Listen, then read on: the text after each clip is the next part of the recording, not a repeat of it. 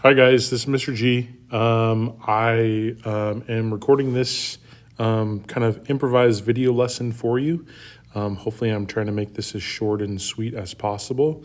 We're going to do an introduction into waves. I know you guys did your activity yesterday where you had a little introduction, so you should be familiar with some of these things that we're talking about today. But if you go to Schoology, you'll find this presentation, which I'm going to go through. You don't need to download it, but if you want to, you can. You can just watch the screen and listen to me go through it. While I'm going through it, you should be filling out this notes sheet for us so that you have some notes on this information. Okay.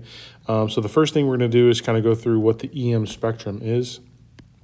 So basically, the EM spectrum is radiation. Okay, so any type of electromagnetic waves, there's 7 main types we're going to talk about here in a second. Create radiation, which is just a special kind of energy that travels in waves through space.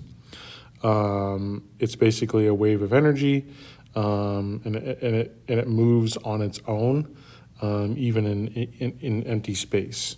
And so these are the 7 main types of electromagnetic radiation. We have radio waves, microwaves, infrared. You can see that visible light is repeated, which is why we only have 7. And then we also have ultraviolet light, which is short for UV light or radiation. We have X-rays or X radiation, and then we have gamma rays. And I'm going to take a second to talk about each of these pretty quickly. So the first one we have here are radio waves.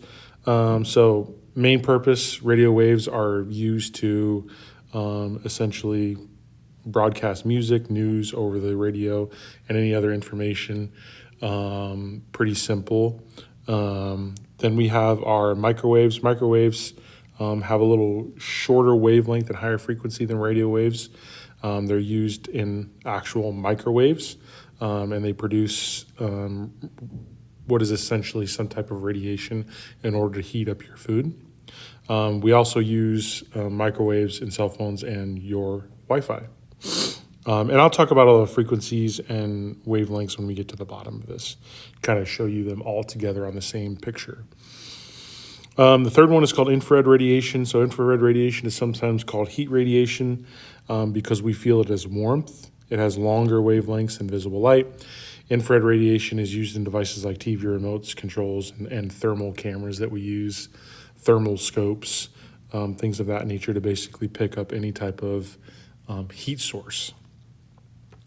The next one is visible light. So visible light is going to come in our kind of Roy G. Biv scale, so we can see red, orange, yellow, green, blue, indigo, and violet. So those are the main color sources. These are the waves that humans can see. And so obviously when I look out, around the classroom or outside, I can see this visible light as essentially the colors that are reflecting off of the things that it hits. So like if you were to see something green, that means that item does not, or that thing like the grass outside does not absorb green. It actually emits green, so it reflects off. And that's why when you see something green, it is green, okay? Each color has a little bit different wavelength and frequency, but they're very, very similar. The next one is UV radiation. So UV radiation has shorter wavelengths, higher frequencies. Once again, we'll get to that at the end. UV radiation, the biggest source is the sun. So UV radiation is the one thing that can actually impact us kind of negatively, as well as some of the others, but they can be harmful to your skin or eyes. It makes you become sunburned if you're exposed to it for a long period of time. The next one is X-ray radiation. Once again, one of those things that I know if I tell you that X-rays are harmful to you, you would have to, be in front of an X-ray machine for hours in order for it to harm you. It's why when you go to the dentist's office, they put a bib on you so that the rest of your body doesn't absorb any extra X radiation or X-rays. And it's why X-rays are just a picture very quickly. And obviously the most common use for X radiation is in X-ray machines to see different things like bones and ligaments and tendons and organs in our body. So very common in the medical field. The last one is called gamma radiation. Gamma radiation is probably the most harmful to us, and it's used in nuclear reactions. We do use gamma to treat cancer because essentially gamma radiation kills cells in our body, specifically cancer cells when we're talking about treating cancer. Okay, so this is kind of the picture that I wanted to reference. And it's a lot of information, but it's very good because it goes over and tells you what the frequencies are and what the wavelengths are. Okay, so it's important that you pay attention to the wavelength and frequency of each wave. So our radio waves, 10 to the third power, guys, if I were to change this into out of scientific notation, it would basically be this, 10,000. Okay, so it has a very high wavelength, okay, very large wavelength, and you can tell by looking at this picture up here, it has a large wavelength, okay. But if we look down here, 10 to the fourth, if we're talking about frequency, is about 100,000, and that's actually very small for frequency, okay. So radio waves have a large wavelength and a high frequency, okay. Now, as I move in this direction, let's just talk about wavelength first. If I move in this direction, my wavelengths get increasingly smaller until I get all the way to the end where gamma rays are the smallest, okay? And you can use these values up here to fill in your notes what the actual values are. But just know, I know it's really cool to write down numbers and know what the numbers are of each one, that as I move to the right, when we're talking about wavelength, my wavelength is getting smaller, okay? Now, frequency is the exact opposite. So frequency starts starts small at this end, and as I move this direction, it gets increasingly larger, okay? So this would be small, and this end down here with my gamma rays would be very large, okay? And I'll label the wavelength 1, 2. So these would be large, these would be small.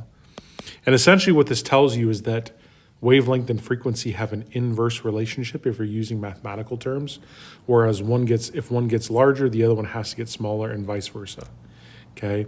And so use this chart right here to be able to fill in your notes section right here. So make sure you talk about frequency and wavelength of our waves in this section right here, okay?